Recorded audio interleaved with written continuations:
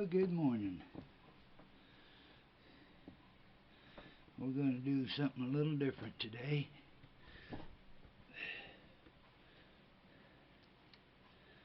I've been seeing a lot of discussion online, and not so much discussion but more debate. And I want to try to discourage the debate as much as I can. But anyway, this morning I'm going to start off in the book of Genesis, chapter 1. And I'm going to be using the original 1611 version of the King James Bible. For those of you that question what the Bible says today, I would encourage you to study the history of the Bible and how it came about through all the versions, and how it was handed down, how it was created. This is the first edition of the King James, printed in 1611.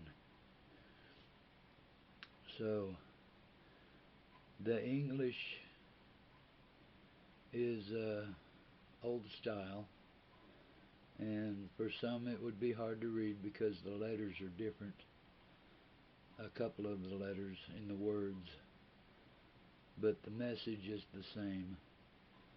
And I usually use the King James Authorized Version for teaching, but in this little video I'm going to use the original 1611,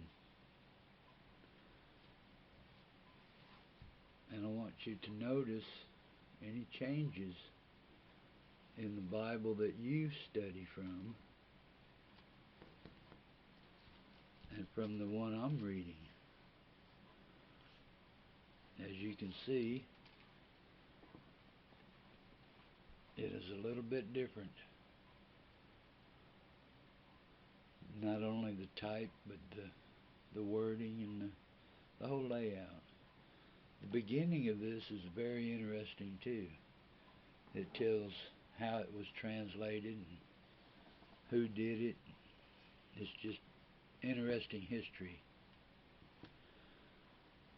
And there is also, in the between the Old and New Testament, there is a group of books called the Apocrypha, and that is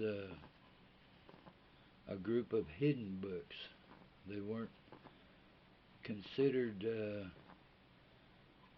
God's inspired word, but they were more or less stories of the era, and I forget how many's in there, but they're interesting stories. They were taken out of the Bible later on and just done away with completely, but it's worth a read though, if you can get your hands on the Apocrypha. Okay, this is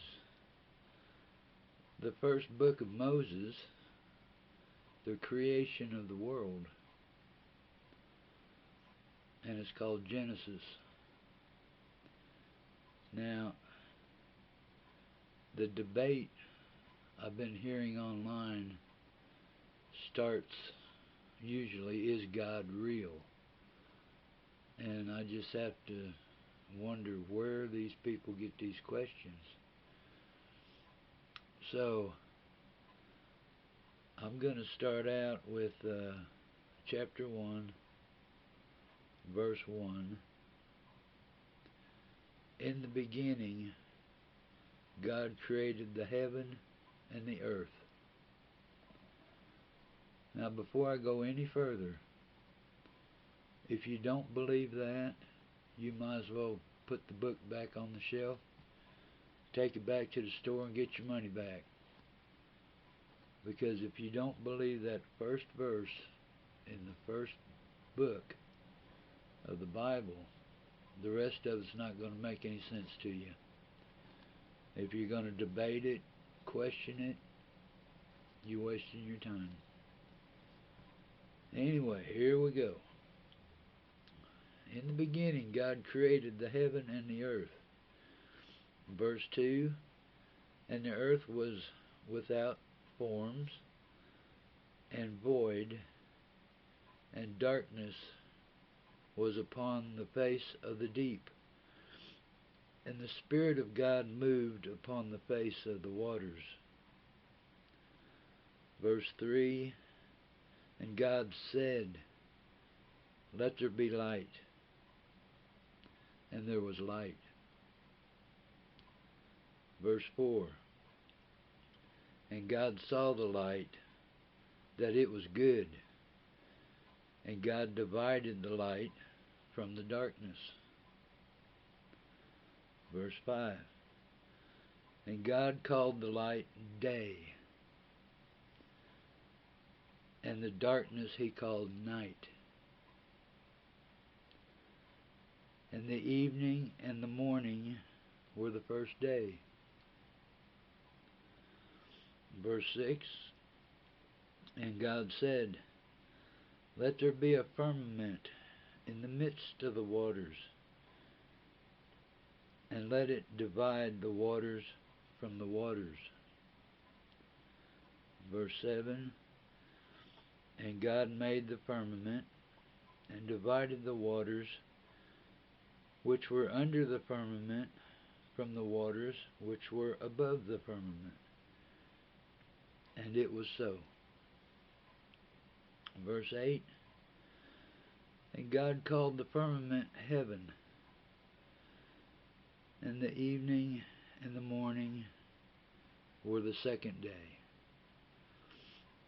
Verse 9, and God said, let the waters under the heaven be gathered together unto one place, and let the dry land appear.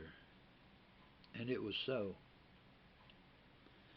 Verse 10, and God called the dry land earth, and the gathering together of the waters called he seas.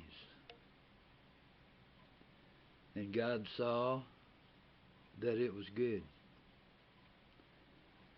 Verse 11, and God said, let the earth bring forth grass and herbs yielding seed, and the fruit tree yielding fruit after his own kind, whose seed is in itself upon the earth. And it was so. And the earth brought forth grass, and herb yielding seed after his kind, and the tree yielding fruit, whom seed was in itself after his kind. And God saw that it was good. Verse 13, and the evening and the morning were the third day. And God said, verse 14, and God said, let there be lights in the firmament of the heaven, to divide the day from the night, and let them be for signs, and for seasons, and for days and years. And let them be for lights in the firmament of the heaven, to give light upon the earth. And it was so. Verse 16, and God made two great lights, the greater light to rule the day, and the lesser light to rule the night. He made the stars also.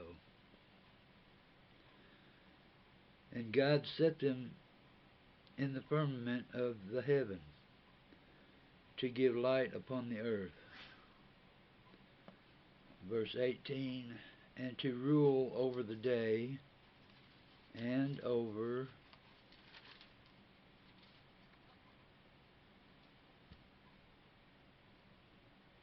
the night, and to divide the light from the darkness. And God saw that it was good. Verse 19, and the evening and the morning were the fourth day. Verse 20, and God said, let the waters bring forth abundantly the moving creature that hath life, and fowl that may fly above the earth in the open firmament of the heaven. Verse 21, and God created great whales, and every living creature that moveth, which the waters brought forth abundantly after their kind, and every winged fowl after his kind.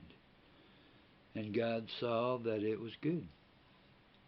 Verse 22, and God blessed them, saying, be fruitful and multiply, and fill the waters in the seas, and let fowl multiply in the earth. And the evening and the morning were the fifth day. And God said, let the earth bring forth the living creature after his kind, cattle, and creeping thing, and beast of the earth after his kind. And it was so. Verse 25, and God made the beast of the earth after his kind, and cattle after their kind, and everything that creepeth upon the earth after his kind. And God saw that it was good. Verse 26, and God said, let us make man in our image, after our likeness, and let them have dominion over the fish of the sea, and over the fowl of the air, and over the cattle, and over all the earth, and over every creeping thing that creepeth upon the earth. Verse 27, so God created man in his own image. In the image of God created he him, male and female created he them. Verse 28, and God blessed them, and God said unto them, be fruitful, and multiply, and replenish the earth, and subdue it, and have dominion over the fish of the sea, and over the fowl of the air, and over every living thing that moveth upon the earth. And God said, behold, I have given you every herb bearing seed, which is upon the face of all the earth, and every tree in which is the fruit of a tree yielding seed, to you it shall be for meat. Verse 30, and to every beast of the earth, and to every fowl of the air, and to everything that creepeth upon the earth, wherein there is life, I have given every green herb for meat. And it was so. Verse 31, and God saw everything that he had made, and behold, it was very good. And the evening and the morning were the sixth day. That's chapter 1. I don't think it varies that much compared to the Bible you read nowadays, but that is creation, and that is how God created the heavens and the earth and everything in it and on it. So for those that debate whether God is real because they can't see him, just let them debate. Maybe one of these days they'll have their eyes opened and their ears to hear. Thank you for being friends with Heaven's Back Porch, and God bless you all.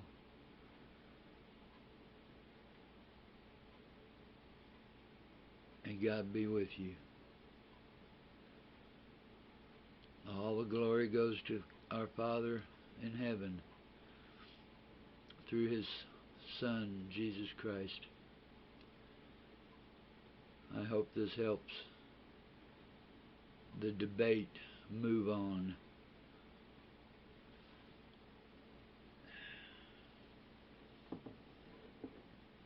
Coffee time.